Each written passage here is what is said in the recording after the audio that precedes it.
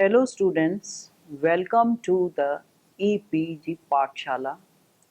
I am Professor Saroj Malik from the Department of Political Science. Today we are discussing module Women's Movements in India, Pre-Independence Movements, Women Participation in the National Movement, Post-Independence and Current Movements in India. That is Telangana Movement 1948-50, Chipko Movement 1973, Navnirman Movement 1974 and the question of representation in politics from paper Feminism and Women's Movements. The objective of the module is to know the role of women in national movements and women's movements. Women's movements in India, pre-independence movements. Pre-independence period marked by two important landmarks in the history of women's movement. Firstly, the birth of All India Women's Organization, and secondly, the beginnings of women's participation in the national movement.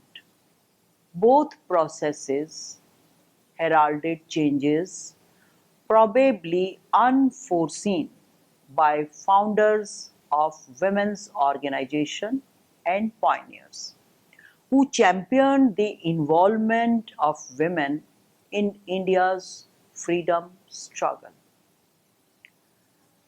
Indian women's movement, if early attempts at reforming the conditions under which Indian women lived were largely conducted by men. By the late 19th century, women themselves joined in movements.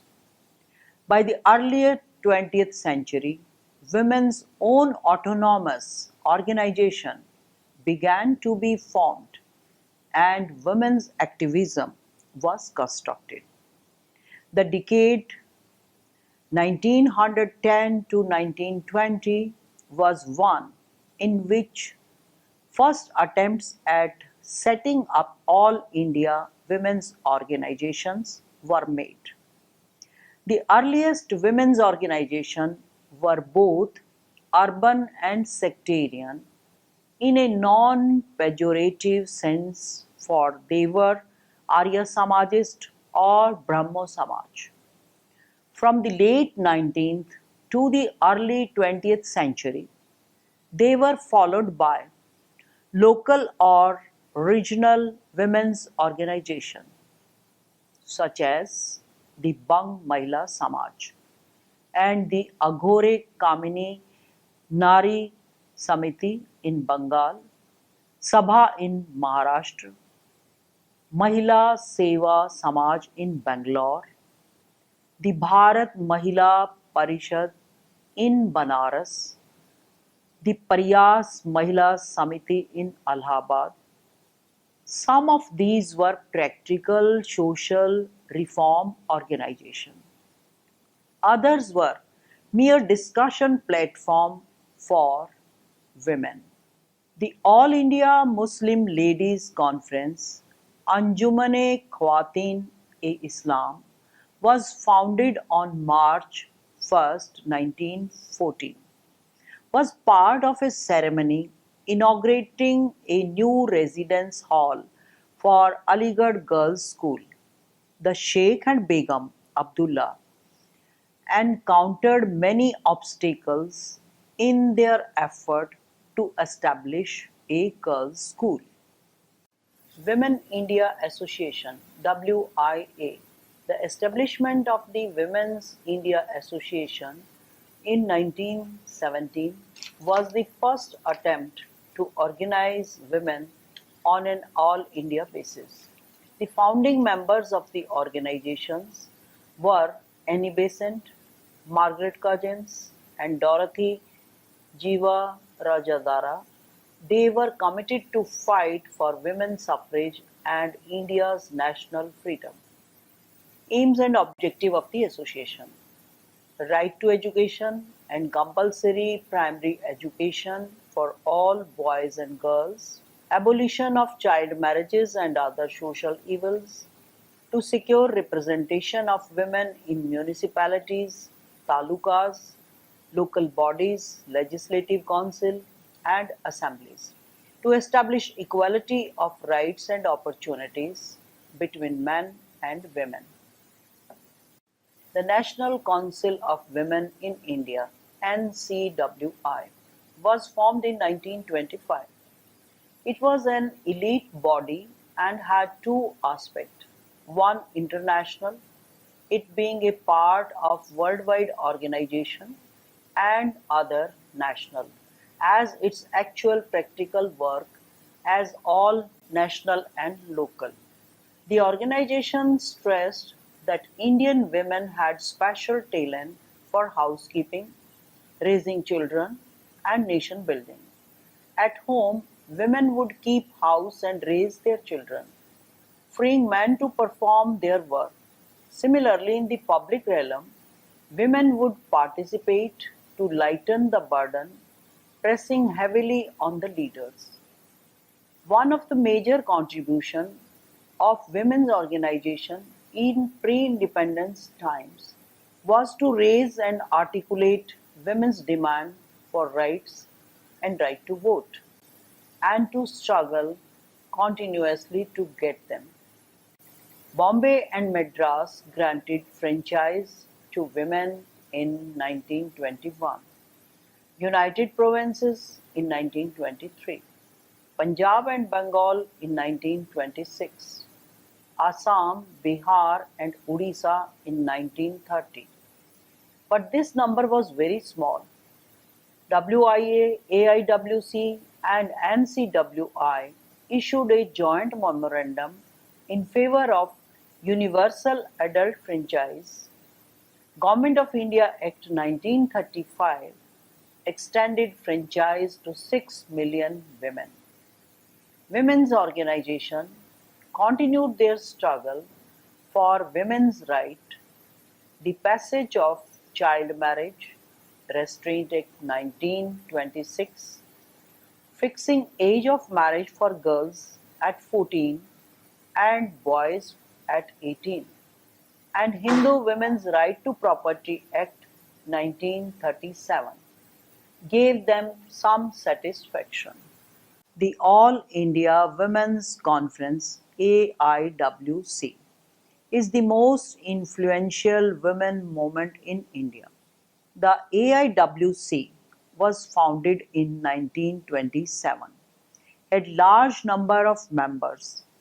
Initially, it was concerned to women's education issues, the movement to get equal education to the women, then was getting bigger issues to give women opportunities to excel in education and other social issues.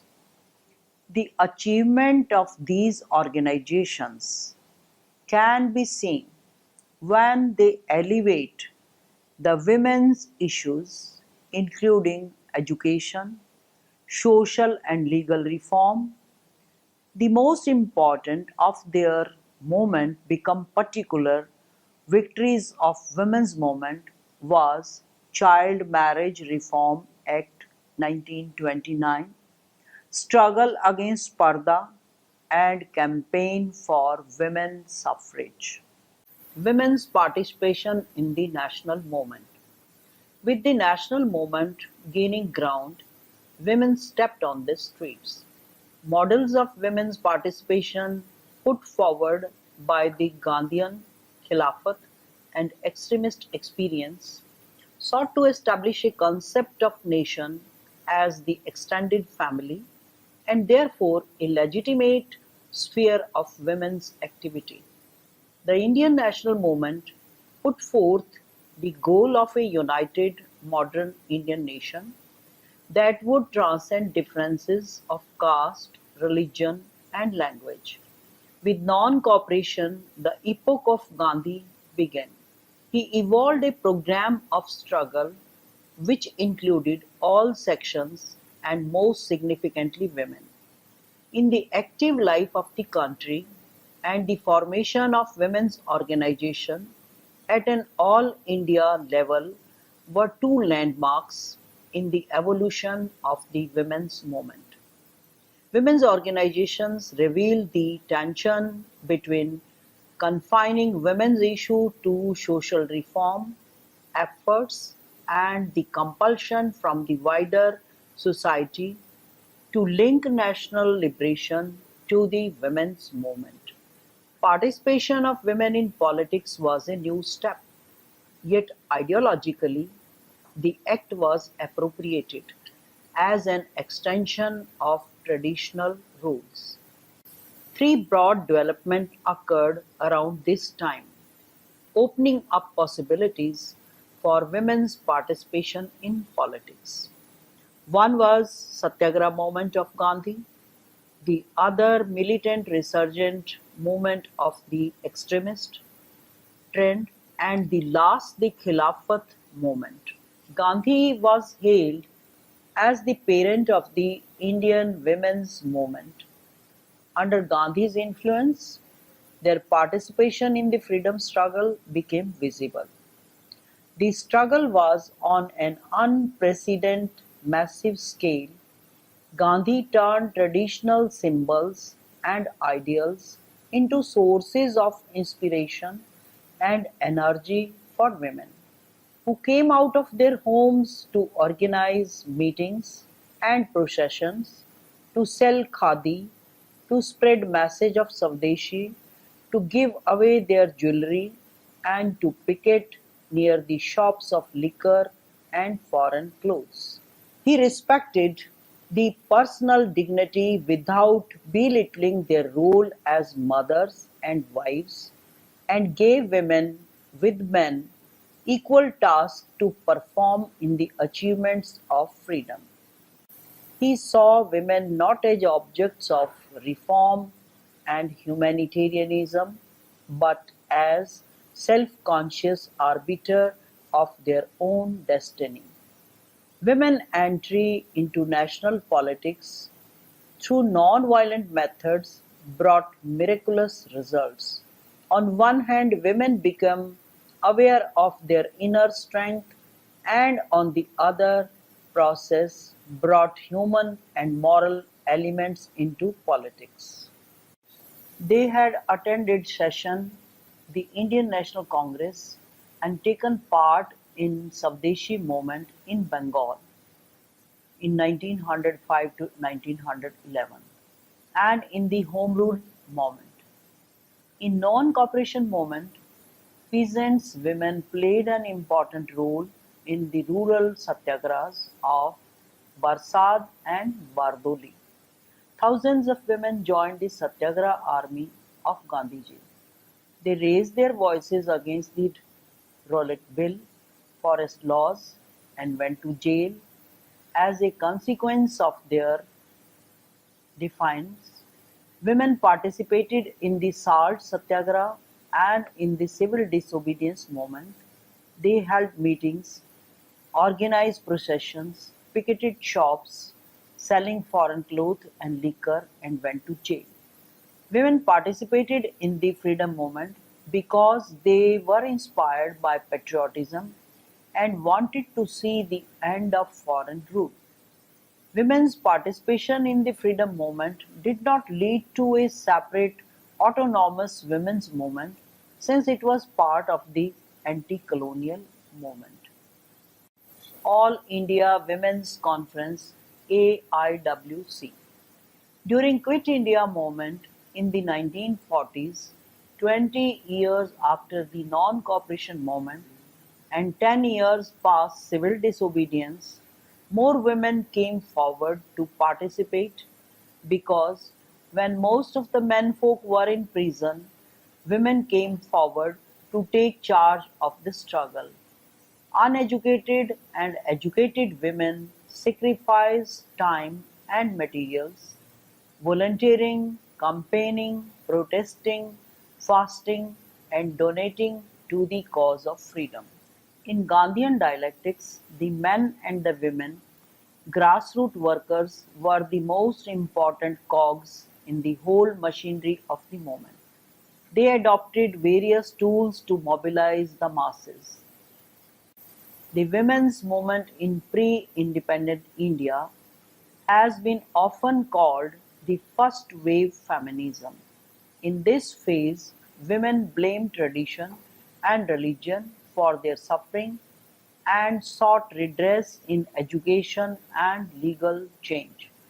They looked upon women as biologically, psychologically, and spiritually different from men and based their claim for representation in public life on the complementarity of their difference. Post-independence and current movements in India. In post-independent India, the contemporary feminist movement began by basing itself firmly on principles of equality and asserting that gender-based structures such as the sexual division of labor oppressed and subordinated women.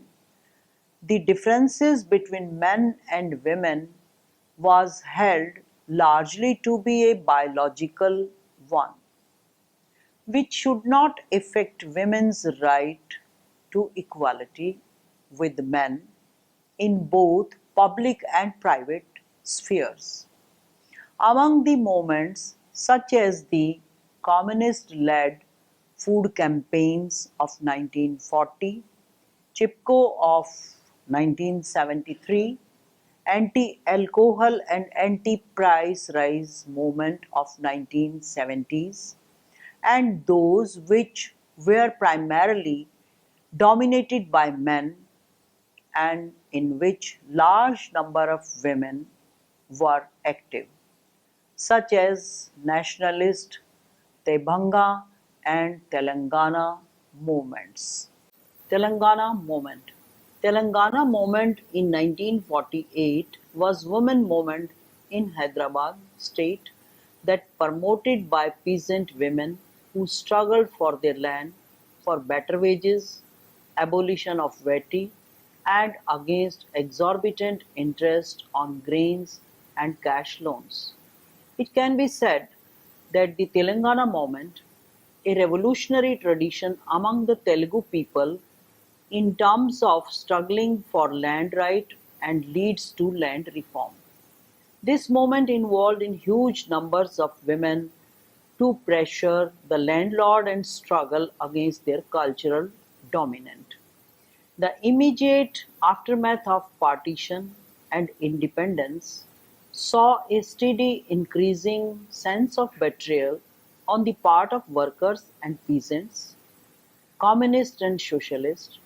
The delay of Congress in the fulfillment of its promises of speedy and effective lands distribution influenced the Kisan Sabhas with a new spirit of opposition at a time when the impact of the Chinese Revolution was being felt by Indian communists, and there were sharecroppers, rallies, strikes, and demonstrations led by the Kisan Sabhas criticizing government measures as insufficient and demanding laws reform. Most of these agitations were suppressed by the government through the arrest of peasant leaders, but this was not possible in the case of one of the earliest and most militant sharecroppers movement of 1948 to 50, Telangana movement in Andhra Pradesh, under the leadership of Maoist influenced members of the CPI, that is Communist Party of India. Some 2,500 villages in Telangana district were liberated, sharecroppers' debts were cancelled, rent payments were suspended, and land redistributed. In September 1948, Indian troops took over the state, arresting peasant leaders and firing upon demonstrators. The CPI was outlawed and the movement forced underground where it took to guerrilla tactics. Though thousands of women had been active in these strikes and rallies, and the leader of the Telangana movement were unusual for their time in the attention, they paid to such women problems as wife-beating, making it known that they would chastise offenders. The attitude towards women remained one of benevolent paternalism, and when the movement went underground, women were not allowed to join the guerrillas but were expected to perform the ancillary task of providing shelter, acting as messengers, etc. The exceptional women who did manage to push themselves into guerrilla movement later confessed how lonely they had felt. For while they were treated as having shed their womanliness, they were never accepted as being on par with women. Chipko Movement of 1973. In 1970, an organized resistance to the destruction of forests spread throughout India and came to be known as Chipko Movement. It began in hills where the forests are main source of livelihood. The Chipko movement got its name from the Hindi word "chipko", which means to cling. This clinging to trees was a particular action people used to save trees which were crucial to their lives from being felled. The movement began in 1973 in the small hilly town of Gopeshwar in Chameli district. It sparked off when representatives from a sport factory came to cut trees.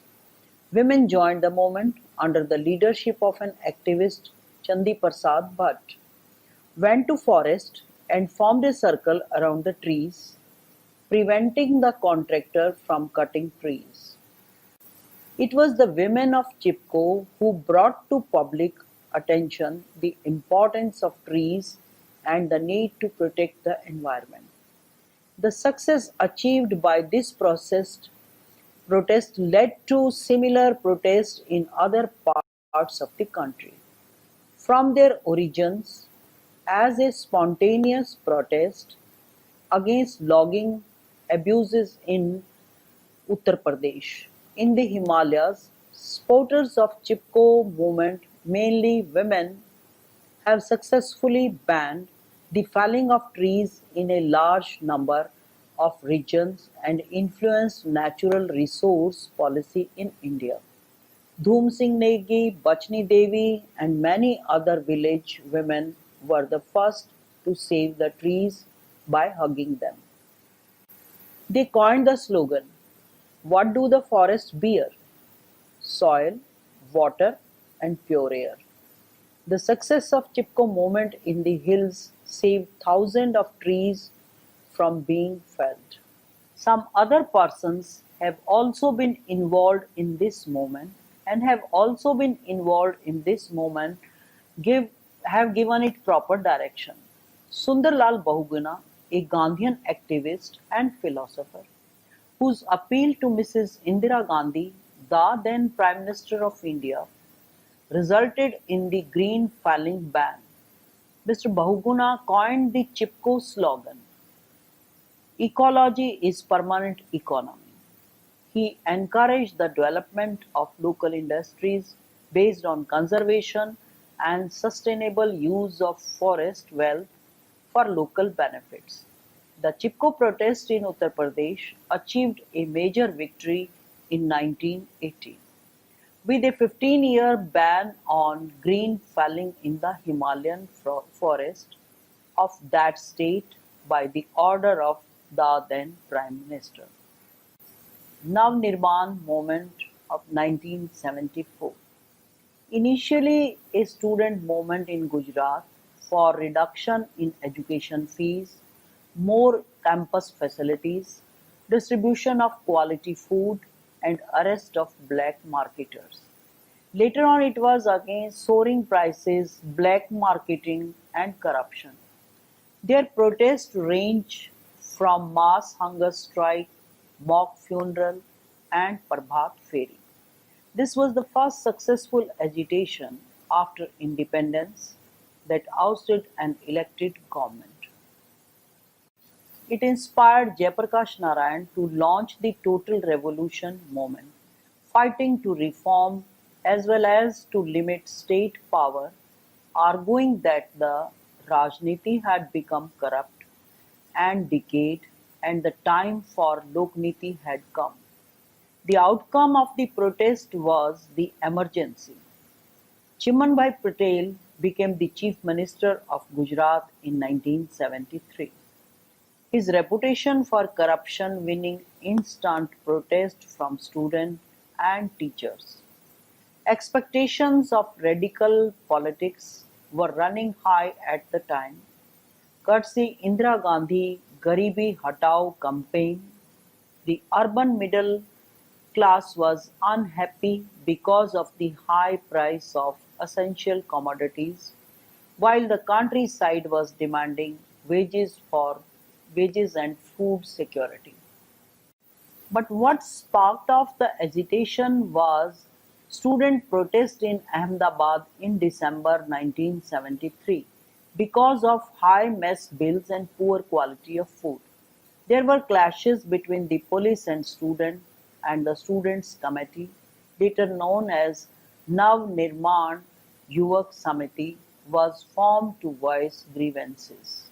Question of reservation in politics. 1975 signaled another eventful period. The United Nations has declared the year as the International Women's Year, and the first World Conference on Women was held in Mexico in June 1975. Considering the grave conditions of women in all countries, the year was turned into a decade. Due to Declaration of 1975 to 85 as the Women Decade, the government was forced to appoint commissions and committees to introduce certain relief measures for promoting gender equality. A number of differences arose in conceptualizing problems as well as in deciding strategies. The issues, methods, and thrust of action were considerably different in the women's movement. There is no exaggeration in saying that many of the measures introduced by the ruling government have been considerably due to the struggles launched by women. The enactment of amendments to the Rape Law or to the Dowry Act, the institution of structures such as family courts and the National Commission for Women, women police cells, and gender sensitization programs. On the question of reservation, initially women's groups were not in favor of reservation, but through experience they realized that the political parties would not on their own put up women as candidates. Therefore, they had no choice but to enter the debate of reservation and electoral politics. In 1993, women got 33% reservation in panchayats. The debate on the 18th constitutional amendment ensuring reservation of one-third seats for women in Lok Sabha and state assemblies had generated debates. Although parties give some place to women in their manifestos, the promises remain on paper. Most of them mobilize women for rallies and demonstrations.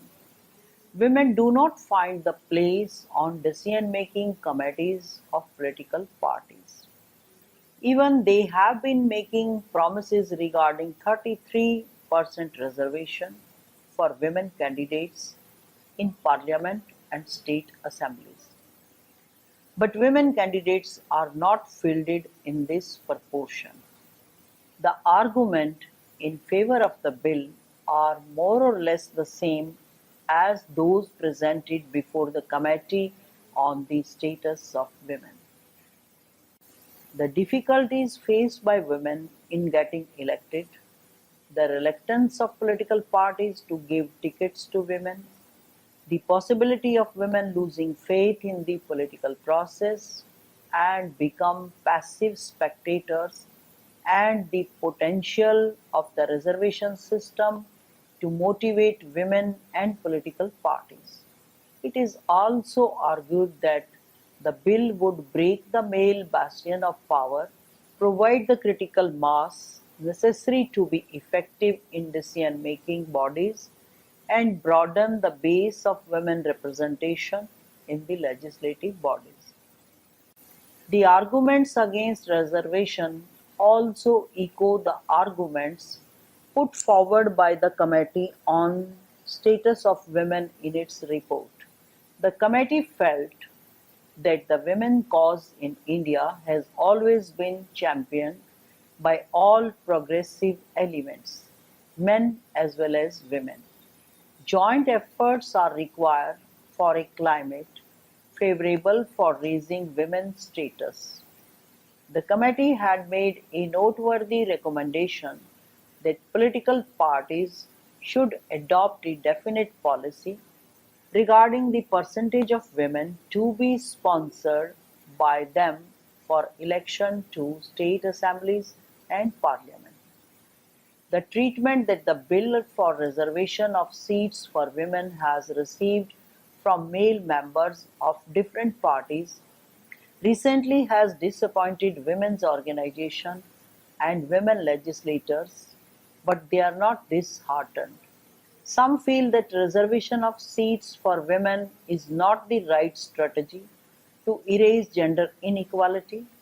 Ela Bhatt of Seva feels that the reservation will not yield the desired result. What women need is economic power. Madhu Kishwar of Manusi has suggested an alternative bill. Women leaders such as Mrinal Gore, Pramila Dandavate have changed their earlier stand on reservation and now favor reservation of seats for women to legislature bodies. It is important to note in this context that there was not much resistance to the provision of reserved seats for women in the 73rd and 74th Amendments. It's only after the bill for the 81st Amendment that unprecedented chaotic scenes in the Houses erupted over the bill. The issue of sub-quota for the backward classes and method of reserving constituency have been causing differences and apprehension. It is important that reservation will help women entering in decision-making bodies in sizable numbers. This critical mass is important if women's voices are to be heard in politics. But mere entry into the political system will not bring transparency, accountability, and commitment for the women's movement. Women have to recognize collectively and critically the forces that limit them and to work collectively and continuously to change the unequal power structure. They have to be empowered. This is the process of gaining control over the self, the ideology, and the resources physical, human, intellectual, and financial which determine power. So, students, let's summarize what we have learned in this module. Women's movement in India can be seen before and after independence. These movements have achievements in different fields including political arena, social welfare, and legal issues such as Child Marriage Reform Act 1929, campaign against Parda and women's suffrage. The limitation of women's movements are caused by patriarchal system that tied people's mindset in India.